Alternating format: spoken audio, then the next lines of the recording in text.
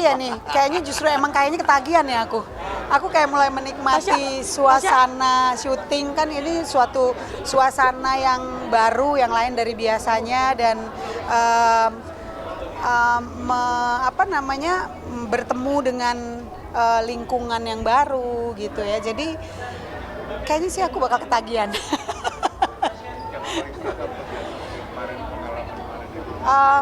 Oke, yang buat aku paling berat adalah bahwa sosoknya Mama Linda itu seorang wanita yang kuat, tapi di mana di situ Mas Lukman sebagai sutradara, dia meminta kepada aku bahwa dia tuh nggak perlu air mata gitu, yang diliatin hanya rasa dan mungkin dari mimik gitu aja ya.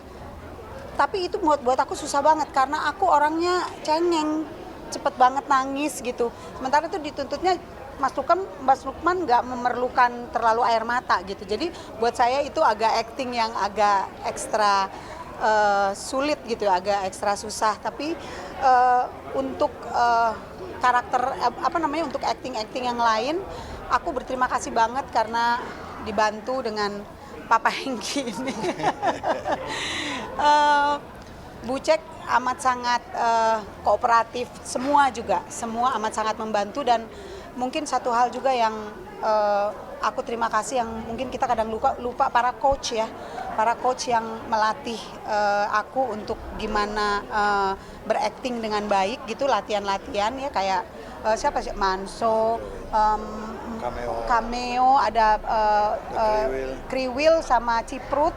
Dan saya bersyukur banget masih sempat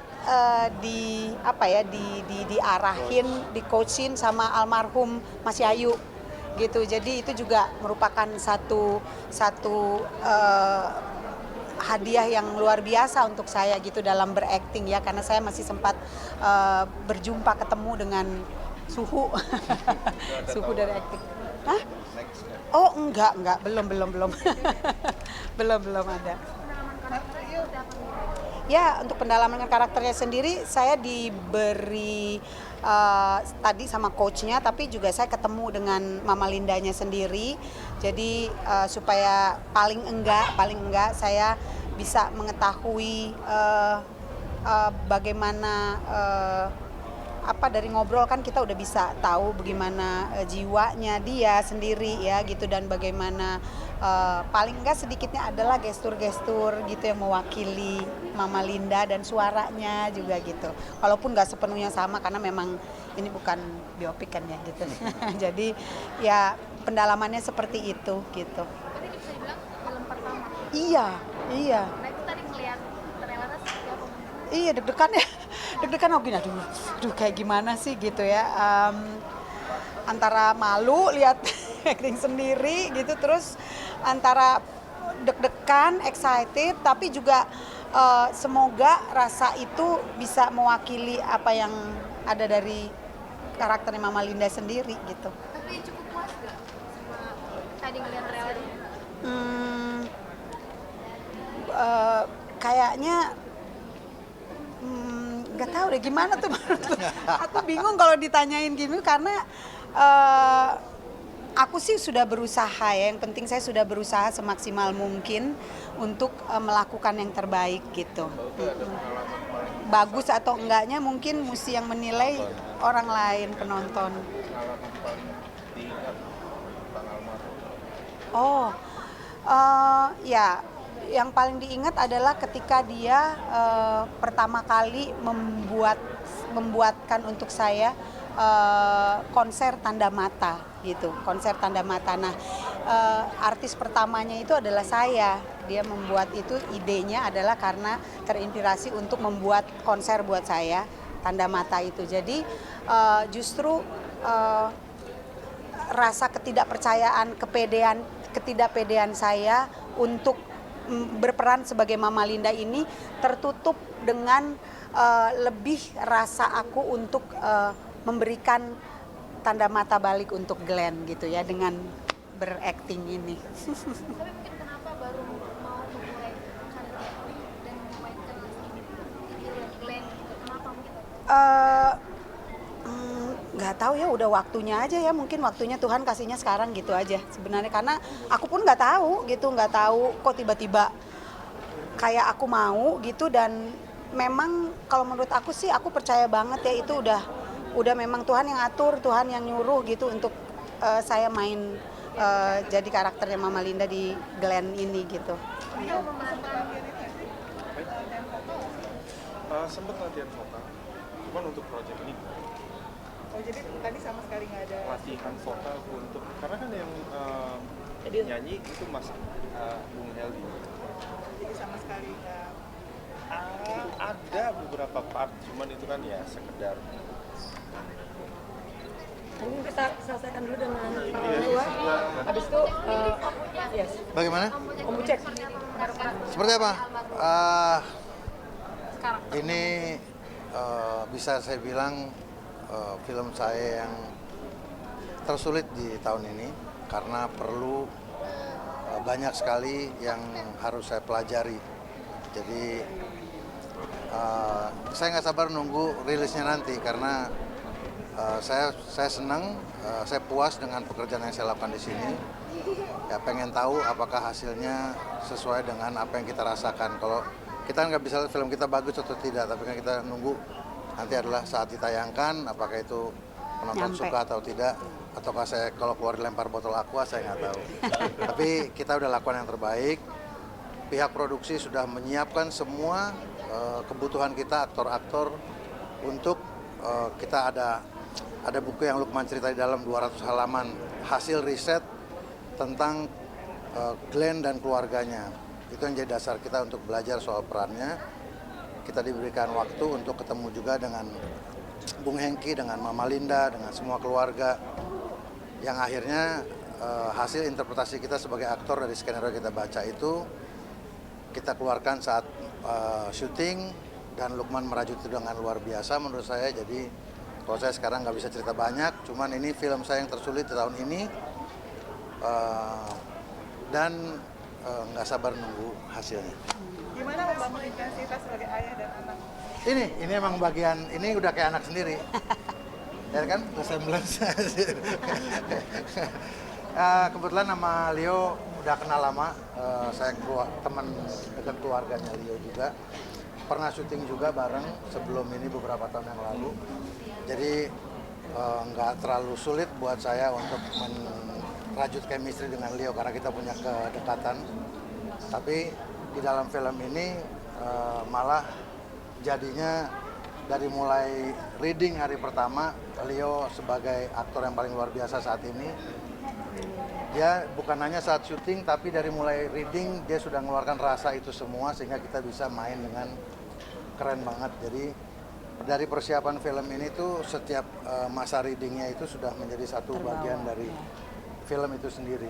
Dan itu kita dari hari day one kita klik, Ute datang, Ceki gue nggak bisa, oh ini udah tenang lu pasti oke, gue bilang gitu. Maafin gue ya Mak, semua ya maafin gue, kata Ute. Kita bilang aman lo Teh, lo pasti keren jadinya. Dan next day Ute jadi Mama Linda. Itu bukan hari keberapa hari udah next day-nya Ute, karena memang dia punya rasanya sudah ada di situ, dia punya kedekatan dengan Glenn. Kita sesama cast itu punya sinergi yang keren banget.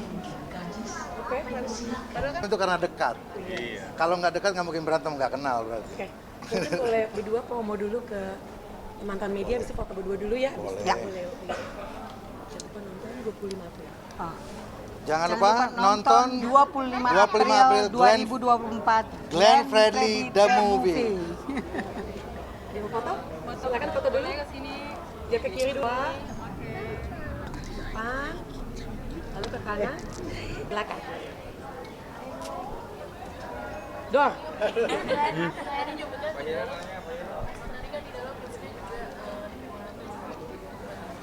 Ya. Sebenarnya bukan beban yang, tapi lebih ke tanggung jawabnya sangat besar untuk menunjukkan sisi Glenn Fredly atau Bung Glenn as a human. Kita semua tahu kan Bung Glenn Fredly as a star. Nah, PR gue adalah waktu itu untuk mencari. Kalau gue menganalogikannya adalah Glenn Fredly with the hat yang pakai topi sama Glenn Fredly yang lepas topi. Karena selama ini kita lihat Bung selalu pakai topi on the media, on stage. Di saat dia lepas topi, nah itu dia the human side of him.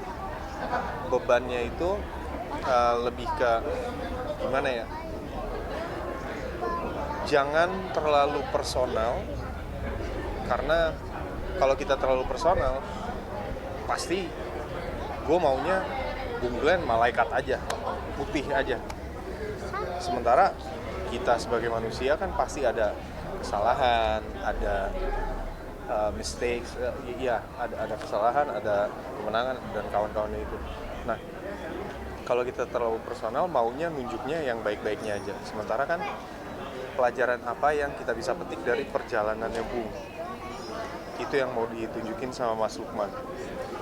Dan ada sedikit nggak teganya dari guanya untuk nunjukin sisi-sisi manusia yang dimana mungkin di mata orang awam keputusan Bung itu pada saat itu salah, tetapi hasil dari keputusan itu menguntungkan banyak orang. Dan untuk menjadi orang yang bisa dan harus mengambil keputusan yang kita tahu gitu, ada beberapa pihak yang akan sakit hati, tapi jauh lebih banyak pihak yang akan reap the benefits. Orang yang berani ngambil keputusan itu adalah a leader, someone strong.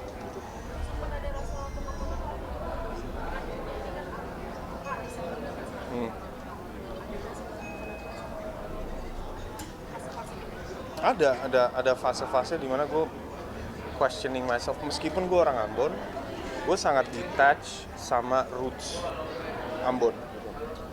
Meskipun gue orang Maluku, gue nggak tahu tuh adat istiadat Maluku tuh seperti apa. Nah, itu juga salah satu yang menjadi beban buat gue, karena mesti mulai dari nol kan. Tapi untungnya semuanya di sini ya mulai dari nol gitu. Jadi nggak ada yang outstanding. Udah tujuannya cuma dua, kepentingan cerita dan Bung. Udah.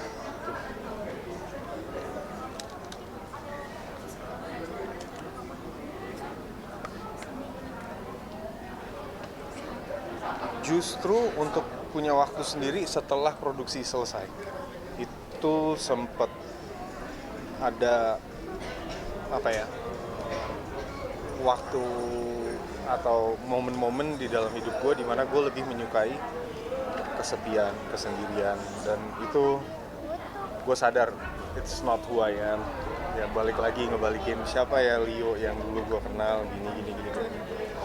Ya setelah berapa minggu tuh, 3 minggu setelah produksi selesai baru gue bisa menjadi Leo lagi. Lepas dari filmnya. Iya, bisa dibilang gitu. Iya.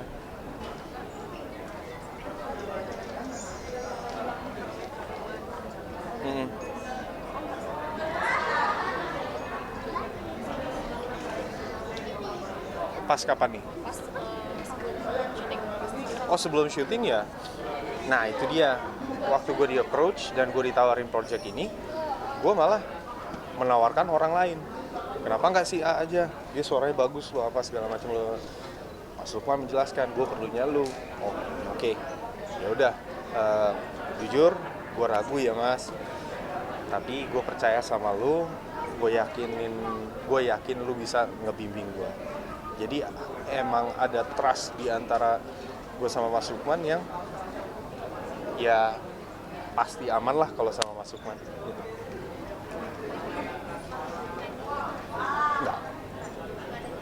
Enggak, cuman latihan vokal iya, untuk ninggiin pitch.